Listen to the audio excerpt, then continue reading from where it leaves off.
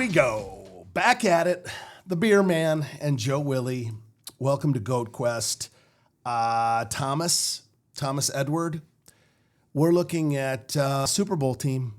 It looked like it was in question for several weeks when the defense couldn't find its ass with both hands, was giving up 7.5 yards a play. You just made the Dan Campbell face.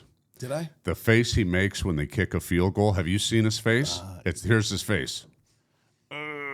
He goes like this. He's fine. When did they kick field goals? He's fine. I haven't seen one in a while. He's fine until the foot hits the ball and he goes.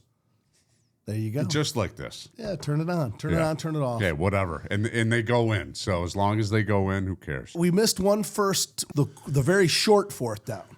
Yes. In the first half. Yeah. And then a garbage one at the end where he was just giving it to him at the very last play. But 4 fourth downs I think we picked up. It stopped them from all 4 of their fourth down attempts. I mean, nothing like playing your best game at the perfect time. Not the perfect time, but an important time. The perfect time so far. So far, but we got some stuff coming. Yeah, so it was That's the biggest. Going to be way different. And just to recap, it was the biggest game in regular season history. That's not me saying that. That is the objective truth. Yeah, 14-2, playing 14-2. Right. First time that even 13-win teams had ever met. Well, this is we 14 didn't have that many games though forever. Right. 14-win teams meeting on the last game number 272 on the NFL schedule, and also the first time since 1993 that it was for the number 1 seed in the NFC regular season number 1 berth. And you were there. And I was there. I was there. I was not. I was in bed. So I had to tell you, I got to set the table for you. 8 o'clock game, our lovely Kevin Heidish facilitating. Okay, as we're talking. Cheers. Let's crack them. Kevin Heidish facilitating what? Oh, the parking? Facilitating just a genius hospitality, and love the DAC, Detroit Athletic Club. Shout out to Kevin Heidish. Kevin is a great guy. Shout out to Michelob Ultra and the Detroit City Distillery with the Butcher's Cut. Distillery. Yes. Yep. Jeff Mulholland, the whole gang. So I got to set the stage for you. We're sitting there, section 103, which is right at the players' exit onto the field, entrance onto the field. Gotcha. In that corner, and they wait till the very end of the Lions introductions. And the last player introduced, starting at middle linebacker, Alex Anzalone. And the place went apeshit. Remember, was he going to come back? Is he going to start? Is he, how much are they going to use him? Is he going to be play limited? He came right out of the chutes. From the moment he was on fire, and he led the team in tackles. I mean, talk about a storybook re-entry into the defense. Oh, how about his defense on Hawkinson? Yeah, over. Dude, that guy's tough to cover. The guy's 6'7". He covered him all over the field. He's so instinctive. And we had people around us. So we were sitting. There's a lot of players' families in that section. So Amik Robertson's dad was right behind me with Amik's kids. Had a great time talking to him. Arthur, shout out to him if he's listening. And Muhammad's mother was behind us. So he had the big sack. Muhammad had a huge sack. Robertson played the game of his life. So did Terrion Arnold. I said it last episode. Our run game and our DBs. Dude, I've never seen DBs shut down people like they did. It's just locked down. That was a Picasso rendering of a defensive backfield performance with no Carlton Davis. Now, we've known, and we've said this from the time we started chatting about this and really the time they came to town, that Kirby Joseph and Brian Branch are the best 2 safeties in football. No question. Okay. Jack Campbell struggled without Anzalone. With Anzalone, you could see Jack Campbell got to do what he likes to do. Anzalone gets to do what he likes to do. It's the complementary play. Those two are more than 1 + 1 = 2. When they're both on the field, it equals 3 or 4. I thought Jack Campbell's played well all year. I really have. He gets out of position a little bit, but he's really instinctive. He gets off blocks well. He covers pretty well, too. But with Anzalone in there, took away the middle of the field. It brings everybody's level of play up. And when you take away the middle of the field and you've got cornerbacks that can run with these wide receivers. Justin Jefferson, Amik Robertson gave Justin Jefferson no room to mess about. And he played great against the run. Yeah. I mean, he just had his shit. You know, it's like when you play in a different sport and you have days where you can't miss a jump shot. He just had his good stuff. Oh, he had his best stuff. He had his best stuff. 5'9". Okay. He's not a big guy. No, none of them are. Coming out of Louisiana, goes to Louisiana Tech. Okay, had offers from all the big schools. Goes to Louisiana Tech. They recruited him early before everybody else got in on him. He had a child in high school, had a child when he was 16. This guy's been through a lot. Came from a rough area. His father, who I was saying I met at the game, spent a portion of his youth in prison, incarcerated. Got out, made a great life for himself. So this kid's been through the ringer. Yeah, but you know, Joe, we talk about it all the time. It's probably, 95% of us. There's no silver spoons in football. No. You'll have one once in a while that buck the trend, that maybe they're... Usually a player's kid. The one that's affluent is usually a former player's child. Yes. But most guys, my parents used to come home and kick me out of the house in the middle of winter for like 3-4 hours. I couldn't feel my feet. They didn't care. Get out of here. I'm tired of looking at you. Yeah. Get out of the house. Yeah, from rough areas. Yes. That's the model for a football player. For most athletes, probably too. But most of those NBA players, there are no silver spooners. Very few. Well, you got to be tested, right? Yeah. That level of nastiness. Yeah. And having to overcome the amount of pain and anguish. You got to have had some of that in life to deal with it in football. Yeah, you know, I say that all the time. You know, when you're at a country club and you're around golfers, and they how do I say this nicely? They equate being a good golfer to being a good athlete. It ain't the same. I mean, if the first time you're told to shut the fuck up and sit in the corner is when you are in college, you were brought up wrong. Right? Or you're going to have a rude awakening. You're going to have a rude awakening. Correct. We had an asshole in our locker room at Wayne State. Yeah. You're not going to last. And when you see the level of intensity that Dan Campbell brings to that locker room. Yeah, exactly what you want. He is old school. He's as old. You know what? He's able to do new school shit, but he is old school. Oh, yeah. He does, but he doesn't really do a lot of whole new school shit. I don't know. Once the football goes for it on fourth down, that's new school. Nobody used to. Dude, you take the points. Remember when we were younger? If you had a field goal, you kicked the field. Do you ever do a fake field goal? Here's the distinction. Or go for it on fourth? We never went for it on fourth. It was about 15, 20 years ago now that the sabermetrics, right, the math came out on this. Yeah. You remember hearing about it. Yeah. There was a few coaches down south. You know, I remember Chris Hatcher from Valdosta State, where Hal Mommy was at Valdosta State, won all those Division II. They started to go for it more often. There was a few programs that you heard rumors about, God, these guys always go for it. If they're over the 50, they go for it. Dude, in 4 years at Wayne State, how many times do you remember going for it on fourth down? See, Van Gorder did. He did go for it for fourth down because I don't remember that. 2 yards was pretty much a given for our offensive line. Yeah. If he was at midfield, he was going for it on 4th and 1. Yeah. Unless we had the lead. But nobody did a fake punt on their own 30. No. That never happened. No. Ever. But here's what I'll say. The distinction that you have to make with Dan Campbell, new school, old school, the new school things that he does, the innovations that he and Ben Johnson and Aaron Glenn are bringing to the game is a meat and potatoes version of new school, right? Yeah. Like, okay, we're going to do something different, but even when we're doing something different, it's a punch in your nose kind of different. Yeah. Right? It's not now, sure, we run some trick plays but even those are really red zone situations. They're not grind situations. Well, it's funny, too, when you get the horses, right? When you have the horses and you have people that can make plays, what were they saying on TV? That Ben Johnson acts like every down is first down, right? Yeah.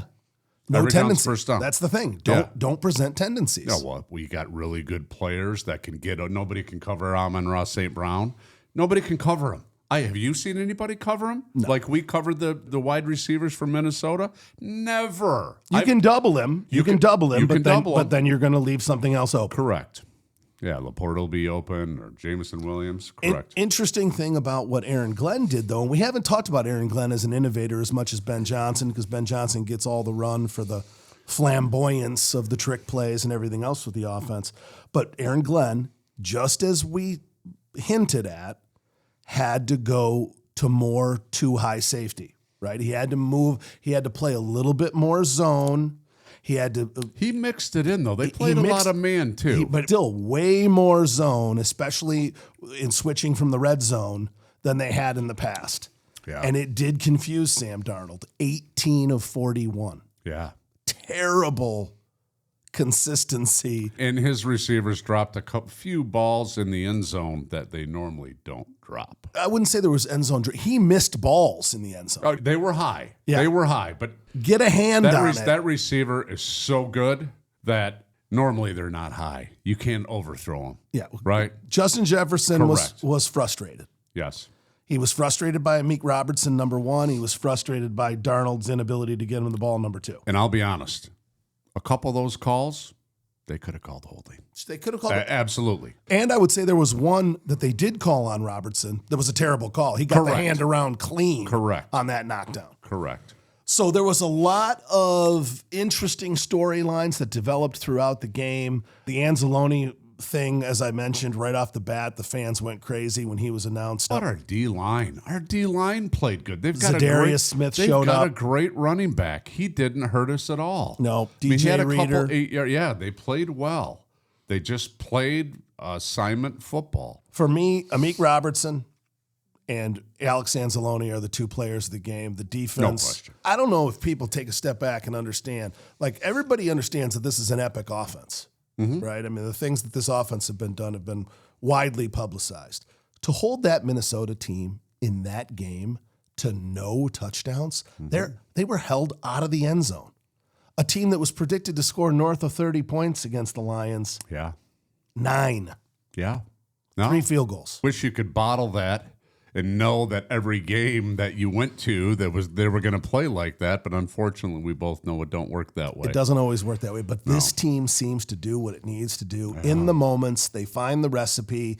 Jahmyr Gibbs, 4 touchdowns, breaks the record for a rookie, 20 touchdowns on the season. I think it's just complimentary football. Jared Goff threw 5 picks. We still won the game. Yeah. It's just complimentary football. That's all I can say. The other 15-2 team, the Kansas City Chiefs, they've been doing it all year. Just enough to win, just enough wiggle here and there. They've Great done that defense. for the last 3 years. Even the last 2 years, they won the Super Bowl. They had so many last-second field goals. In the beginning of this run, though, back in 2018, we thought that this was an offensive leading team. Now in 2024, 2025, the defense leads the way for this team. And that's what I mean, is that they've found ways with Andy Reid and Spagnuolo to just get it done based on what is presented in front of them. Yeah. Every single time. Chiefs, Lions, wouldn't it be amazing? Now, to your point in our last podcast, what is the Lions' road now that they have to go through, and what would we like to see? What do we think is going to see? So let's dig into the predictions here. All right, we've got on the NFC side. You know, the sad thing is when I look at the 4 teams they could play, I don't want to play any of them. I know you don't want to. I don't want to play any of them. No. I don't want to play Washington. You don't want to play Green Bay as for the hell- third time. I sure as hell don't want to play Green Bay. I don't want to play LA. I mean, it's possible. Stafford plays us close every time. Every game is a 3-point game with LA. Tampa's no joke. I mean, Tampa beat us in our own building. I know. Yeah, and then you say the Redskins? Shit. Yeah, you don't want the Vikings or the Green Bay Packers because it'd be the third time for each of them. You don't want Philly because they're the best team. Yeah, you don't want. I mean, the only way we'd meet Philly, though, is in the NFC Championship. That's right. Correct? That's the only way we'd meet them. Give me the rundown. Vikings, Rams. Who do you like? It's at LA. Can you believe with 14 wins they got to go to LA? I mean, I don't know how you can't pick. Dude, LA's good. They have a good offensive line. They're getting healthy. They have a great running back. They have a great quarterback. Defense, you'd think is down a little bit after they lost Aaron Donald, but they've played well. And Verse, and I can't remember the other guy's name, they can put heavy pressure on the quarterback. They got athletes on the D-line. Yeah. Their pass rush is going to be strong. I mean, I don't care. I mean, Vikings at least got to win by 7. I just think that they're going to come back. This is going to be a kick in the face for them. They're going to come out and they're going to beat them handily. I think they'll beat them by a touchdown or 2. I'm going to go the other way. You're going to go with L.A.? I think Darnold's banged up. Banged up? I think he's banged. He was limping at the end of the game. They all limp. Well, he's limping around at the end of the game. Aaron Jones was spelled in the second half. He was banged up. He's a biggie. He's a game changer. He was banged up. Yeah. And I think that this kick in the teeth, we've talked about this. Yeah. After you play the Lions this year, teams have the worst record of playing any other team. Yeah. The Lions take a lot out of you. And this was a spiritual kick in the dick. And it's in L.A. But you know what I'm saying? The spirit of this team. They were coming in thinking they're going number 1 seed. Every game's at home. We're getting a bye week. Yeah. Oh, yeah? No. Every game's on the road. You get no bye You get week. no bye week. And you got a couple guys hurt. You got to go to the other coast to play your first game against a quarterback who spins fourth quarter comebacks like they're going out of style. By the way, you got to get ready for that game and make that flight here in 3 days? I think it's probably going to be Tampa who we play. I just don't think Washington can pull it off. I think Tampa, it's going to be in Tampa. I like Baker Mayfield. I'm going to go with you on that one. I like him, and I like their defense has played well, and he's turned the corner from bouncing around to different teams from Cleveland to Tampa, and I think that they're going to win. I'd like to see us play Tampa because it would avenge one of our losses this season. I'd like to see them do that. And then what do you think with Green Bay and Philly? Philly, for sure. Just they're too stacked. All the receivers they have, they're running from Saquon Barkley. Got some time to rest. They got some time to Jordan rest. Love looked a little banged up, and Watson's out for the season now. Yeah, I saw that. So you think we beat Tampa Bay and then we get Philly in the NFC Championship game? Absolutely. Okay. Yeah. So when this podcast drops, some of that picture will be much clearer. We won't quite be at the NFC Championship game, but some of that picture will be clear. Okay. The Kansas City Chiefs did exactly what we feared that they would do. They played nothing but second stringers and put a screw job on Joe Burrow and the Cincinnati Bengals because everything else happened that the Bengals needed to have happen, except the Chiefs didn't show up at all, and the Broncos win 38-0, and the Bengals are out and the Broncos are in. Yeah. So the Broncos now will go to Buffalo. This is a bad matchup for Buffalo. Buffalo's a much better football team. But this pass rush and Patrick Surtain. Dude, Buffalo's defense is not that good. They lost a lot of guys. That's what I mean. Think about the matchup here. You got the best defense. Best defense playing football right now is the Denver Broncos. And they're playing probably the best quarterback in the league. If they can cancel out Josh, all of a sudden Josh Allen is relying on his defense. If you have a decent defense you can rely on, they're just not that good. I was surprised that we lost to Buffalo, be honest with you. It's going to be a dogfight in Buffalo. I think home field advantage will give them a field goal victory, but I think that one is going right down to the wire. I think so too. Ravens, Steelers. Steelers got to go on the road to Baltimore. I think Baltimore, they're definitely going to get back to the NFC or the AFC Championship game. Now, you know what the record is between these two teams. Of the last 10 times they've met, Steelers have won 8. Have they really? They just lost the last one. The Steelers have the Ravens number. Really? 8 out of 10. Wow, I didn't know that. Well, the last one was won by the Ravens. For the Ravens, hey, I mean, this is Ravens with Derrick Henry. All right? They're not 8 out of 10. And Zay Flowers. Dude, they're good. Ravens are good. They're so really Zay good. Flowers is interesting. He's banged up. They don't think he's going to play. Okay. Experts say that he will be back for the playoffs, but they think they will sit him for this game. That is interesting. This is a great Steelers defense, even though they didn't look at Joe Burrow makes a lot of people not look good defensively.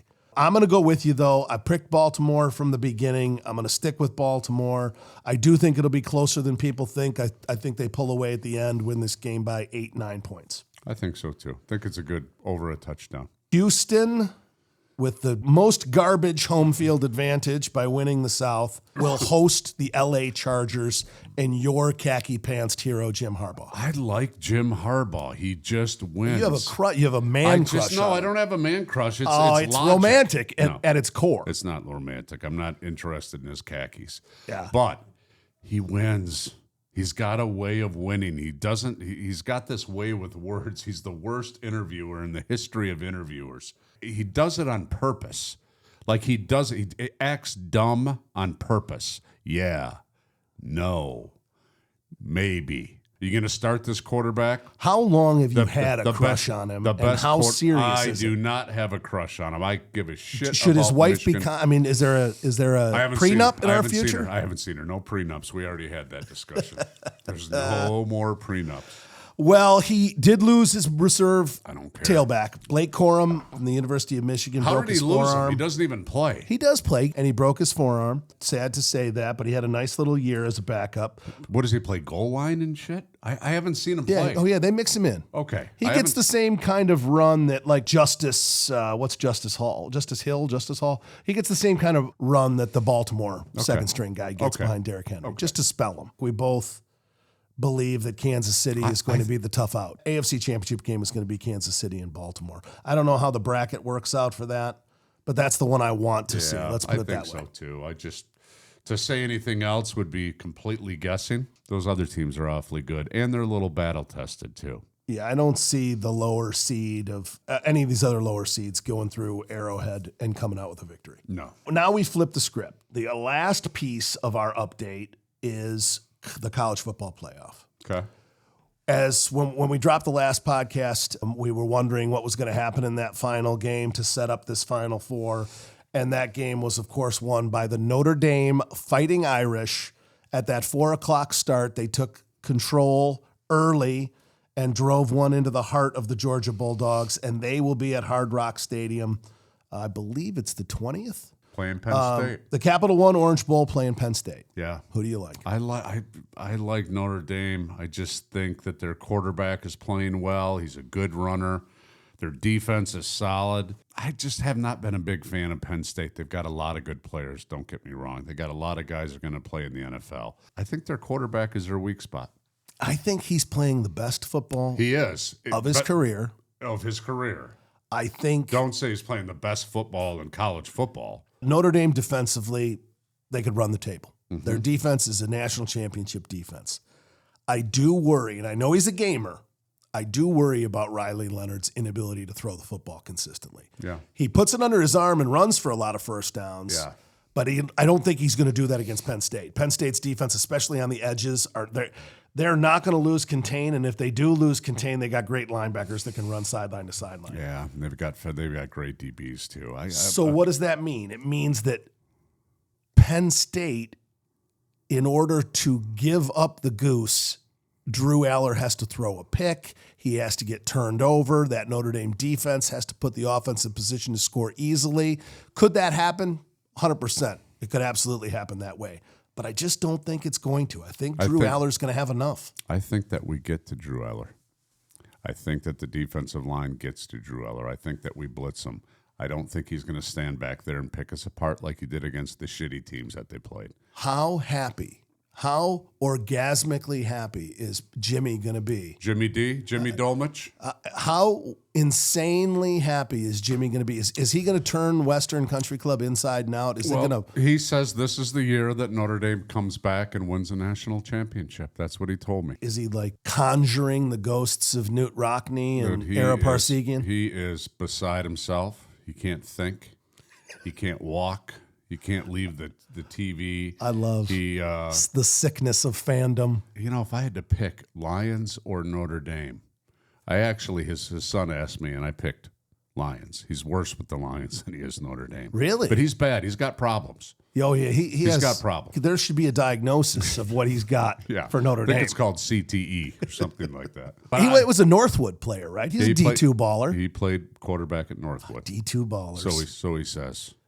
We got no records. We got no records from 1978. We got nothing. Northwood has no record of your participation. Not before 1980. It's like Bluto, Blutarski. Grade point average, 0 point. Daniel has no grade point average.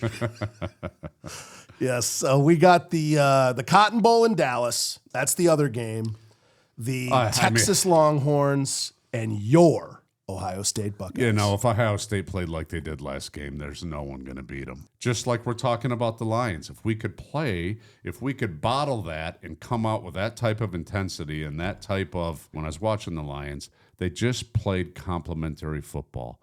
Everything worked. When the DBs covered well, we made a sack. When we didn't get to the quarterback and he had to throw it, the DBs covered even better. It was just complimentary football. Ohio State's got, 15 guys will be in the NFL at least? Maybe 30? They probably got guys that aren't starting. I was looking at this. I think 10 guys on defense are going to play in the NFL. On defense? In the next 2 years. Yeah, and we already know there's at least 8 on offense. Every specialty player. Yeah. So correct. I don't know how many of their own linemen are premier, Yeah. but all the specialties will play in the league 100%. And I think 10 of 11 of their defensive players. So I think it's more than 15. Yeah.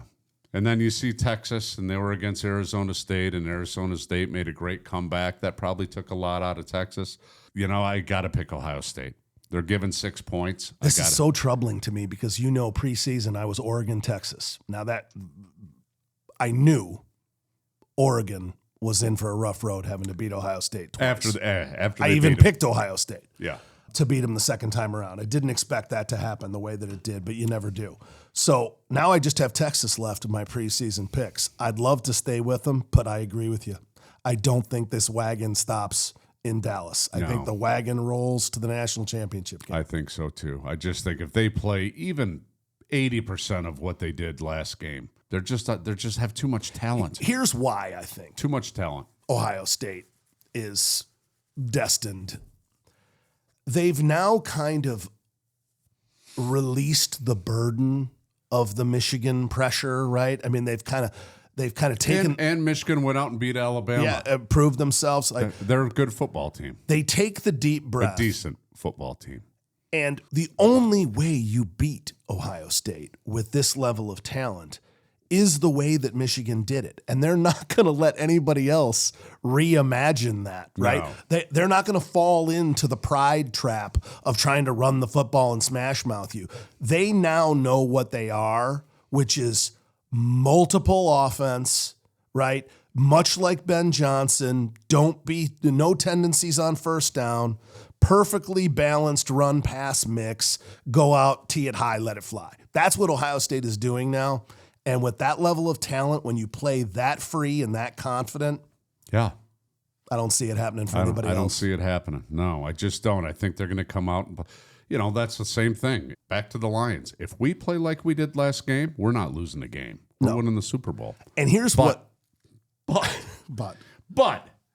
you come out on the opening kickoff and you fumble. Stupid shit happens in football. It does.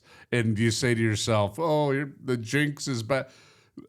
Here's why I'm picking. It doesn't take long. No, it doesn't. What's funny is that they just lost to Michigan a few weeks ago, and now I'm going to say this next sentence, which is, I think it is more likely that the Ohio State Buckeyes blow out Texas and blow out the winner of Notre Dame and Penn State than it is that they lose at all. I think so too. After that last it's game, more likely. After watching that last game, I was like, oh my God. Yeah. If this team just puts it together, they had everything working. Yeah. Defense, they got a great defense. If they put it together like that, no one's going to beat Ohio State. I don't think. I'm with you. So you've heard it here, and reluctantly, we both have the Ohio State Buckeyes going to and being crowned national champion. Now we'll see. Maybe after the semifinal we think differently. We'll see. Does Texas have 20 guys that are going to be in the NFL? Probably. I hear Arch Manning's going to get more.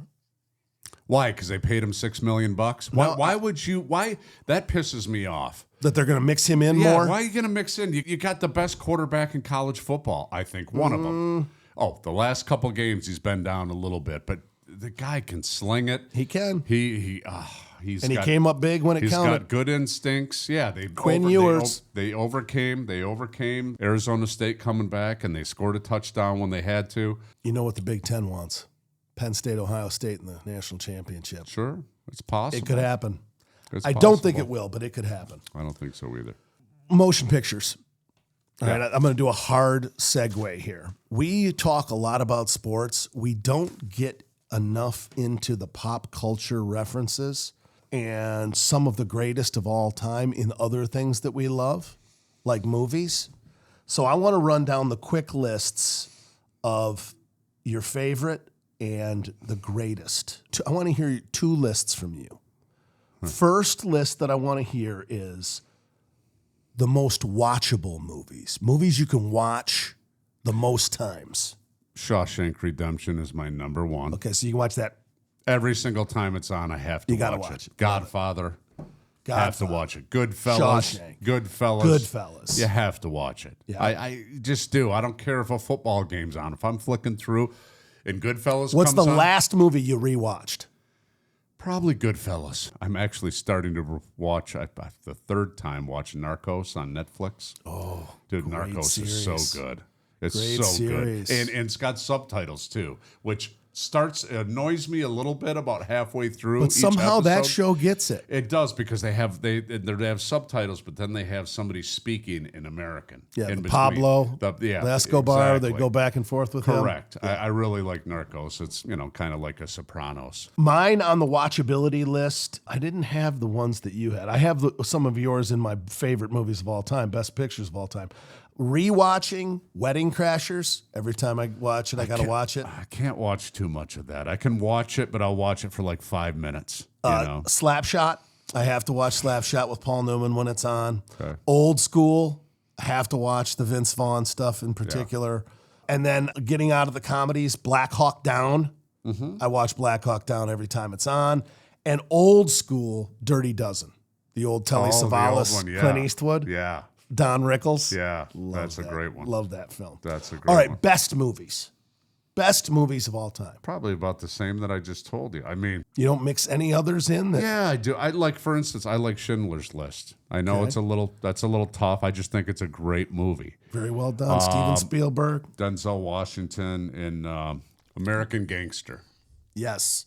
Is in my mind. Denzel Washington as a drug dealer? Yeah. He's Frank Lucas. The one where he goes to the fight, when he goes to the Frazier Ali fight, where's the fur? He's wearing the fur, and he takes it and throws it in the... Throws it because he knows that's what tipped him off. Correct. He tried to big time it too much You can afford that fur, and you don't know who I am. That's right. Yeah. Staying in the background. Yep. You mentioned Godfather and Goodfellas. They're on my all-time list. Apocalypse Now, though, is to me the best war film of all time. Nothing like the smell of napalm in the morning. That's the Robert Duvall quote, Kilgore's cavalry, Colonel Kilgore. But the great acting in that movie is between Martin Sheen and Marlon Brando. Yeah. And Dennis Hopper, that whole sequence where he's living in the jungle. Yeah. Did you ever read the book? No. There's a book called The Heart of Darkness. Don't ever ask me that again. Ever. The answer to, did you ever read, but cut it right there. Did you ever read? The answer is going to be for Tom, no. No.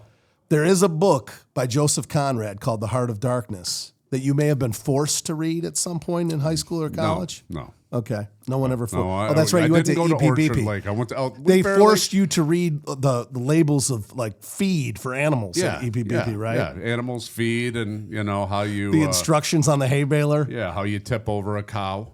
There's all kinds of shit I know that you don't know anything about. The Heart of Darkness, the actual story, I convinced our beloved English teacher in high school, Mr. Quattro, that The Heart of Darkness was a great film adapted into Vietnam with Francis Ford Coppola, and that we should watch it, right, as part of our curriculum. And he played this movie, and every time we would restart it, we would sneak into his room and rewind it to a section that was just before. So basically, we ended up watching a motion picture in our class for 2 weeks at the end of our school year, him thinking that it was this multi-chapter movie that just went on and on and on. So you guys got to watch movies in class for 2 weeks. For 2 weeks. That was one of the beautiful chapters of my senior year of high school. But I'm going to give you 2 more that are more wishy-washy. I wouldn't call them wishy-washy. More showing off my sensitive side. Oh, God. Yeah, of which I have, a sensitive side. Yeah. Shakespeare in Love. Okay. Oh, genius film. And Pleasantville. Have you ever seen Pleasantville? I have not, and I will not watch either of those movies. You have to watch this movie. Why? Because it's a... What, is it like a Hallmark movie? No, Are you fucking serious? It's Tobey Maguire, Jeff Daniels, Reese Witherspoon, Joan Allen. A phenomenal movie. William H. Macy. What's the? It's like this kid gets pulled into the fantasy of old world television, kind of like Leave It to Beaver, because it's his favorite show, and he ends up kind of supernaturally being pulled into the show. And I know that sounds crazy, but it becomes a model of the civil rights era and what happened during the civil rights era, because they go from black and white to color. And until you've had your realization, your epiphany of freedom and liberty, that's when you become color on the show. It's just, it's hard to explain. Obviously, watch Pleasantville. It's hard to explain. Watch Pleasantville. I'm not watching Pleasantville. You'll like it. No. All right. GOAT lists. So we GOAT talked lists. a little pop culture. That's Yeah. your break. That's the now you have to go back to work. Lace it up. I do? Yeah, put your chin strap on, lace it Okay. up. We have to go back to work. The GOAT list. The greatest clutch athletes I've got that. of all time. Have you done your research? I have. did Number you have 10. did you have to read anything in order to get this? Very or did you little. just look at pictures? No, Braille. I got some Braille shit that I do.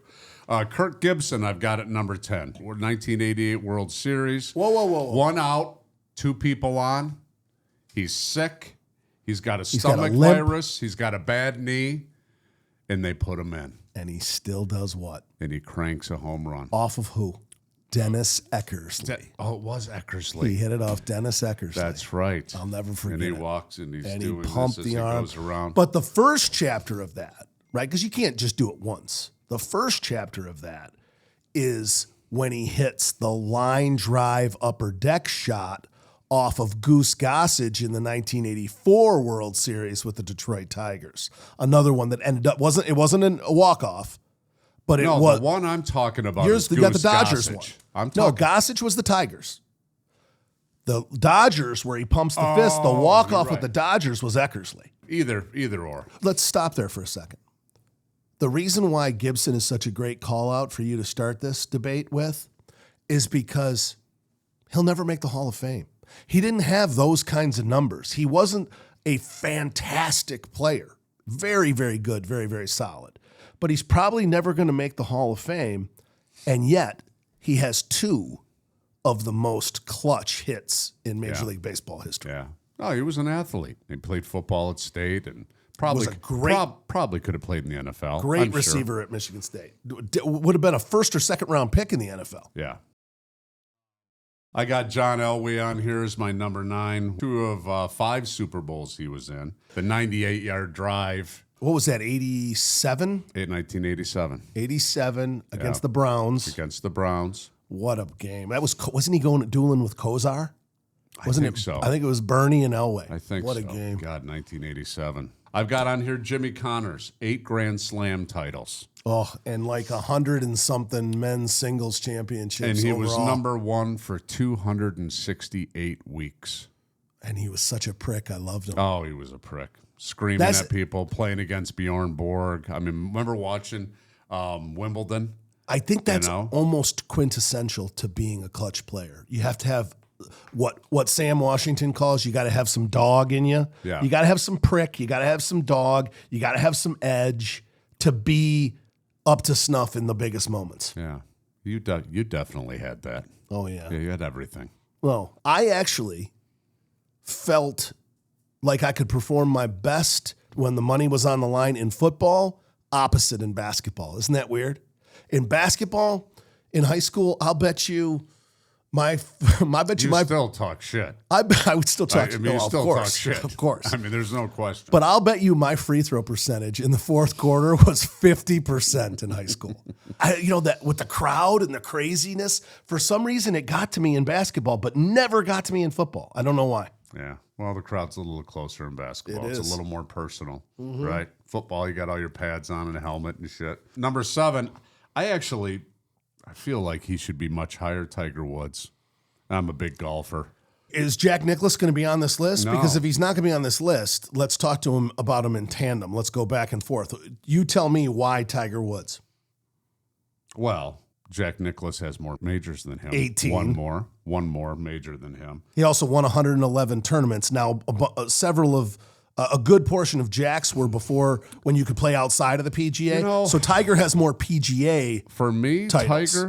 Tiger, it's his putter, his clutch putts that he made at the Masters and in tournaments and in majors. He made so many clutch putts back in 2000, 2002. I mean, the whole 2000, the early 2000s. For me, it was his putter. But I didn't see Jack play a lot. I saw some replays of it. I mean, I didn't watch golf. You saw his last Masters when he killed the long putt. I did. The 20-footer. I did, but Tiger's more relevant to my age. He is more relevant. The only reason I'm going to fight for Jack Nicklaus is because of the competition he faced in his era. You don't think the competition's better now? Well, I mean, I'm sure the competition is better, but the elite at the highest level of the elite level, Jack Nicklaus, like Tiger Woods wasn't going against three of the greatest players of all time all at the same time. Whereas Nicklaus had to go against Arnold Palmer and Gary Player almost every week. I don't know if I agree with that. I don't know. You think that Roy McIlroy, Mickelson, Phil Mickelson. Shit, there's more. I can't think of them. Yeah, but you're right. I mean, that if we're talking the very elite class of greatest of all time, yeah. I mean, I get it, but I think Tiger Woods and Jack Nicklaus, if you're going to mention one, you got to mention the other. I think so, too. I got Larry Bird on here, just all the clutch shots he made. He had 10 triple-doubles in the playoffs. How? 10 triple-doubles. How does that happen? How do you have a big, white, slow, big bird has 10 triple-doubles and nobody can When cover it? Everybody's supposed to be playing at the highest level in the playoffs. Yeah. I got Reggie Jackson on here, Mr. October. He hit 3 home runs in the row in the 1977 World Series. Okay, you ready for this? Yeah. They were all first pitch home runs. I love that. I love somebody who goes for the first pitch. Yeah, all hit on the first pitch, all 3 in one game. I got Kobe Bryant on here. Whoa. We'll stick with the Yankees. You got Derek Jeter on there? I do. Did he I make have it? him at number 3. So the whole time in playoffs, he batted .351 for the Yankees. And played in the playoffs almost every year. In playoffs, his career average is .351. .351 in the World Series. In the World Series, okay. In the World Series. 309 in the postseason, almost. Still ridiculous. Then number 2, I got MJ for obvious reasons. Who hit more game-winning shots? Who wanted the ball at the last second? Who took over games? Who made a block at the end? And who just took over a game with his personality? I'm not saying I would like to play with him. When I watch his shows, the shows that we're on, I'm not sure if that works for me. I'm out there busting my ass, doing everything I can do, but just because I'm not Michael Jordan, he feels like he can yell at you. I don't know. There's something about his leadership that would wear on me if I had to play with him. It's got to be the right. It's got to be the right people. Got to be the right people, and I'm not the one. Amongst basketball players, since we were talking about that Kirk Gibson thing earlier, guy who wasn't great all the time, but was great at the biggest moment, you got Robert Horry? He was on the list. I didn't put him on here. Big shot Rob? He hit a lot of 3-pointers to win games at the end. I don't have him on here. And my number 1 guy is Jesse Owens. He went to the 1936 Olympics and had to play in front of all the Germans and in front of Hitler. Oh, my goodness. Did you ever see the videos of Hitler? And didn't he wear the black and fist? Hitler pissed off when Jesse Owens won, just going around, just... Well, the Aryan... what's the opposite of the Aryan race? They said he was on blow. The whole... no, Hitler? Did blow all the time. That's just... I mean, they didn't even know. Just snort. Is this the History Channel? Can we get this? No, it's not history, but... Did Gore Vidal write that in one of his memoirs? I saw it somewhere. I'm not exactly sure. Yeah? The exact person that wrote it, but... Well, I know the German troops were on amphetamines. But can you imagine being black and being with such a racist... In the 30s? In the 30s, and you're winning... Going into the Nazi Empire? You win 4 gold medals. Yeah. Right? So take your Aryan race and shove it up your... I'd have been worried about getting out of there alive. Yeah, sure. I'm going to pick up where you left off. So my first memory of a clutch performance, 1980, first time I can ever remember my dad wanting to watch basketball. He wasn't a big basketball fan, but the kid from Michigan State who was a rookie for the LA Lakers was playing in the finals against Larry Bird. This is against Philadelphia. Oh, the 1980 finals against Philadelphia, and Magic Johnson, because of Kareem Abdul-Jabbar's injury, moved to center. I remember that for that final game. I think I was 7 or 8 years old. He moved to center, and played center and scored like 40-something Yeah, points. and that was against Dr. J, right? That Should have been, yeah. Should have been. Should have been Dr. Should J, have been, yeah. And it was amazing, right? To watch that guy post up like a set, just like kind of like Kareem. He kind of He played. threw the baby hooks in Yeah. there, and the game and versatility of Magic Johnson as a clutch player, I think, has to be on most lists. Sticking with that theme, just from pure accomplishment of, and I know this guy was surrounded by Hall of Famers. When you look at Bill Russell's 11 championships in 13 seasons with the Boston Celtics, and I think Havlicek was maybe 8 of those, and Casey Jones was maybe 7 of those. So he had a lot of guys with him. But to win 11 championships and to be the centerpiece that everybody's trying to go through and everybody's trying to go against, and to deal with, like you said, with Jesse Owens, a tremendous amount of racism on the road in a lot of these towns during the civil rights era, I think you have to look at what Bill Russell was able to accomplish. And in the same vein, what Jackie Robinson accomplished in his career. Yeah. Being able to hold your tongue and not react the way that you want to react to some of the vile things that were said to those guys, and then go out there and perform at a high level and win. Yeah. Consistently win. Yeah. Can you imagine walking into a stadium and everybody there hates you because of your skin color? Ugh. Can you imagine? No. Just because your skin color. No. And you're a great player. We as white Americans don't have any frame of reference for this kind of abject racism. Just hatred. The feel of people looking at you and not liking you specifically because of the color of your skin. Yeah. That feel, that hatred of you, just because my skin's a different color than yours. And I did have a professor at Wayne State that did break it down in a way that at least gave me an inkling. He said, if you ever walked into a party and you were wearing the wrong thing, right? It wasn't a costume party, or you had dirty shoes on and it was a high class thing and you got mud. You walked in, you're a fish out of water moment where you walked into the wrong scene at the wrong time and you were completely out of place. You know how embarrassing that feels for that moment?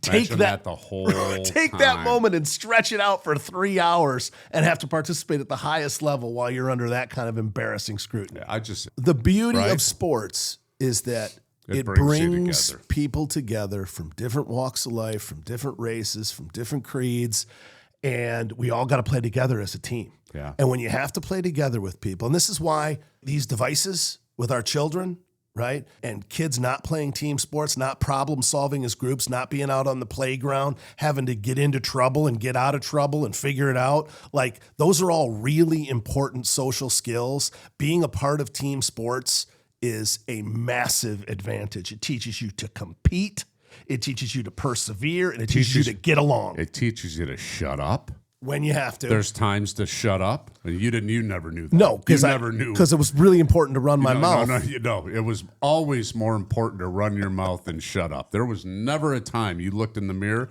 and said, "I should shut up." We wouldn't be here right now doing this podcast if I didn't run my mouth a lot. Actually, you've been perfect it. No shit.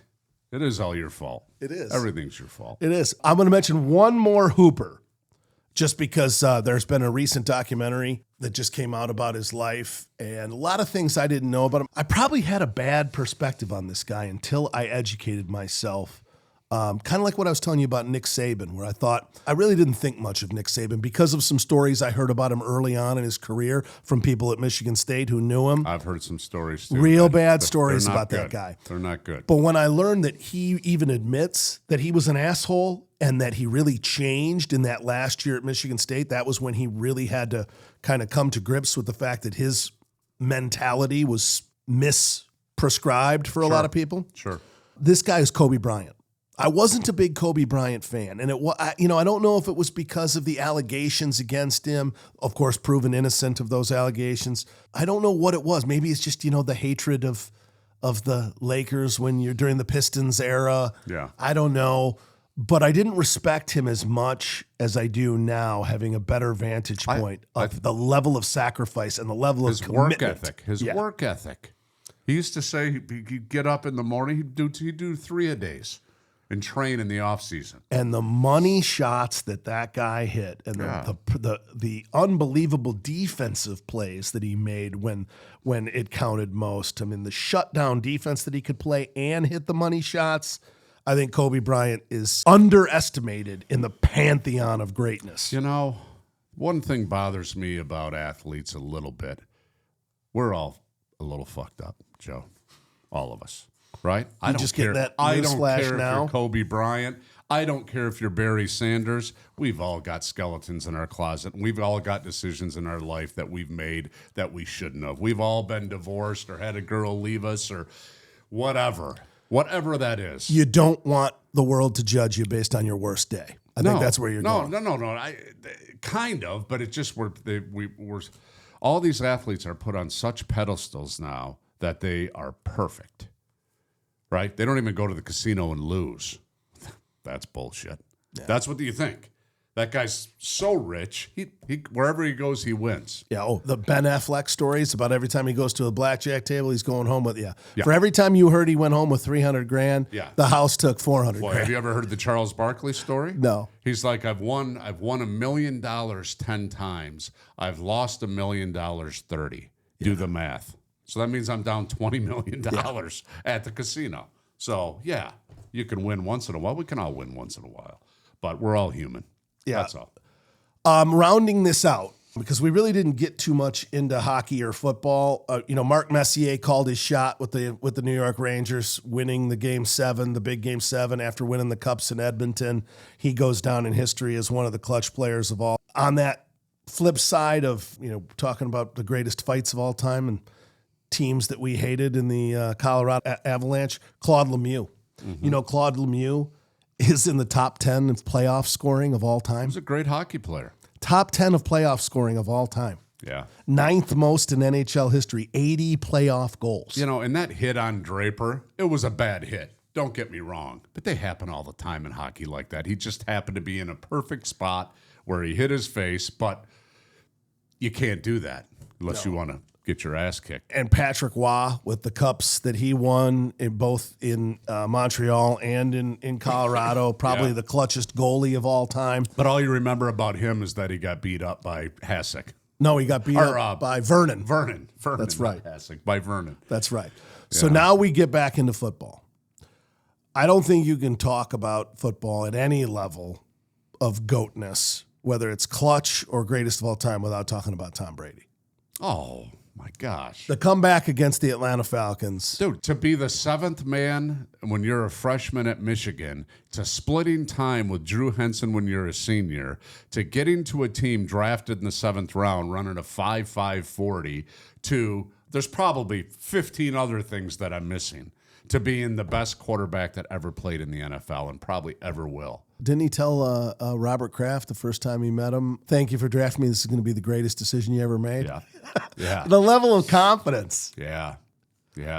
You got it. That's the other thing, right? You got to have a little edge. You got to have the confidence.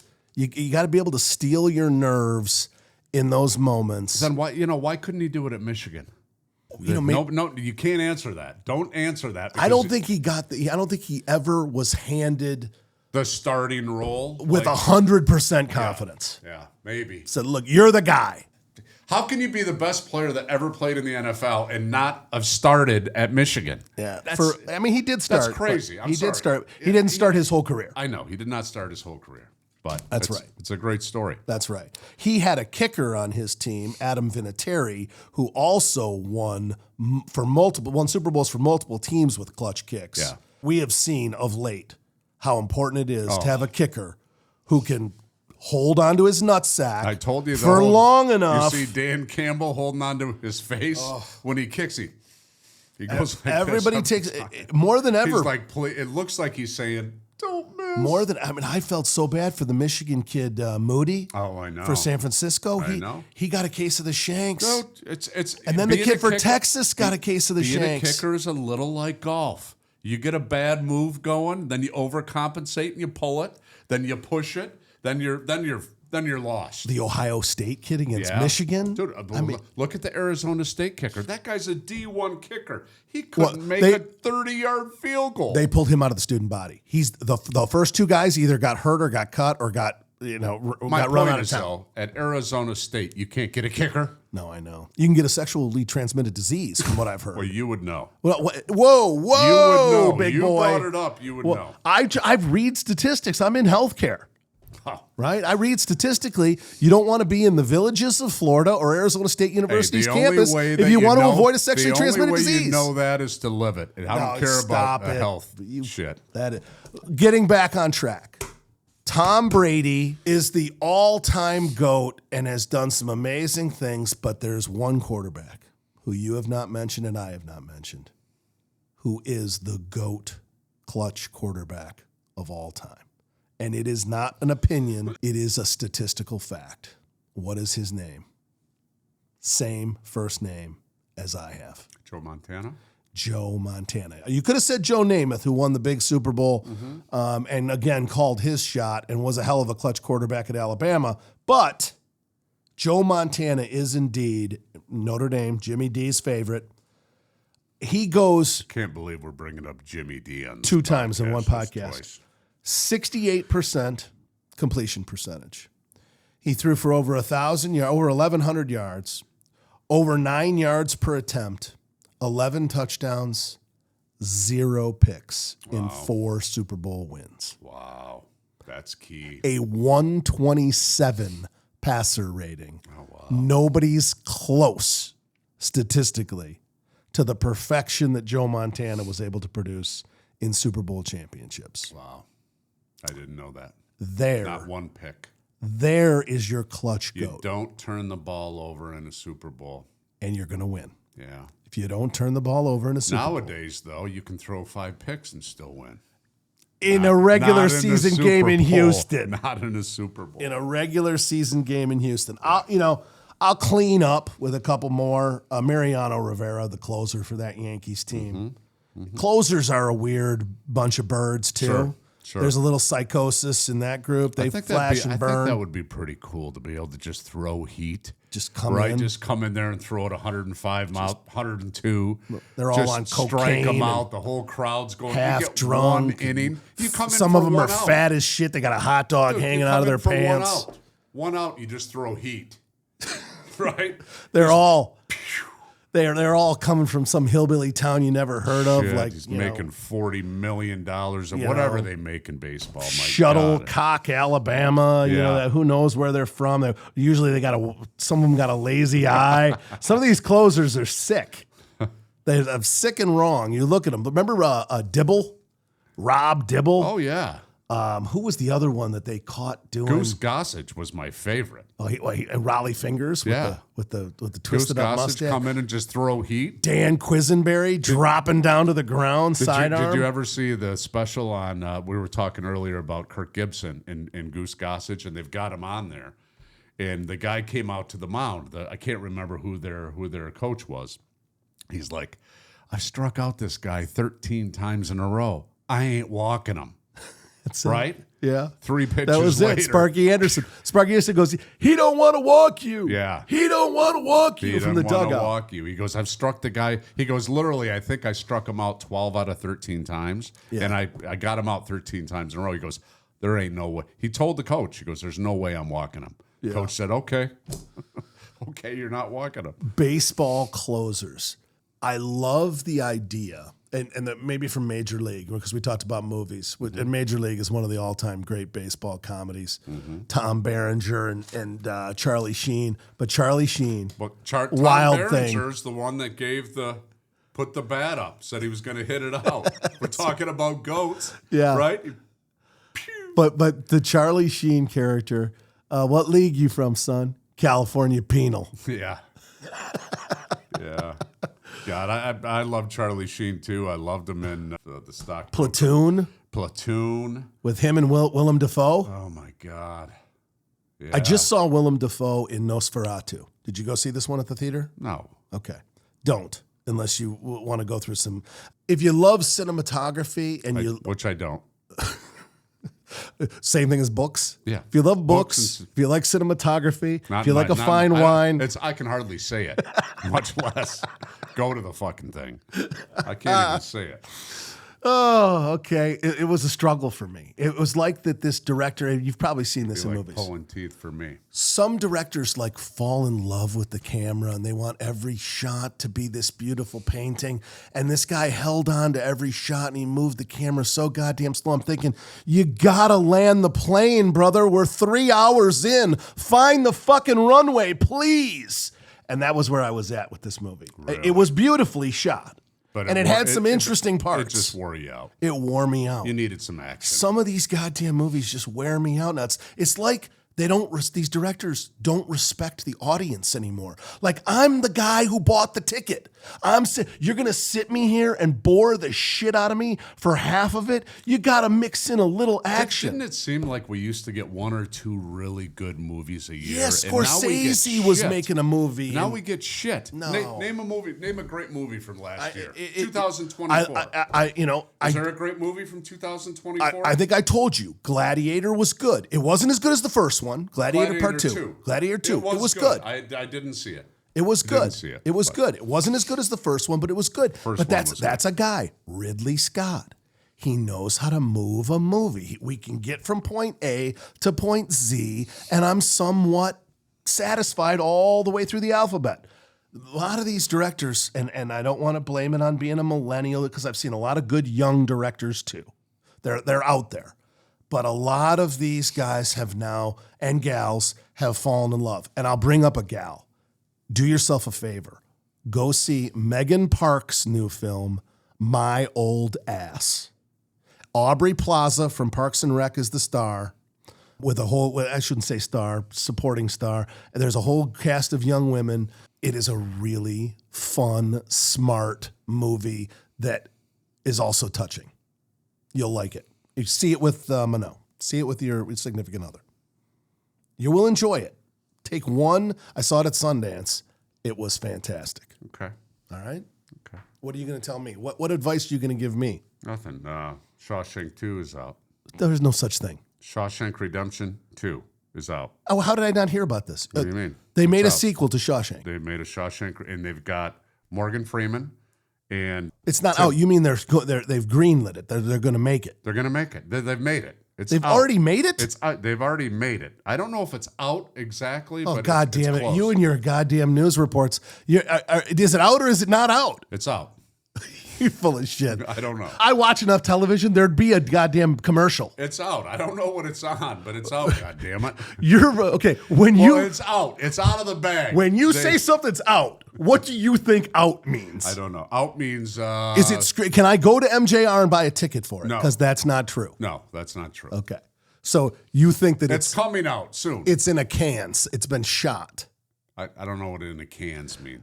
The film used to go into a can, so they'd say it's in a can when they've done shooting. I think they've shot it Okay. because they've got pictures of Morgan. Is Robbins Freeman. in it? Yeah, Tim Robbins is in it.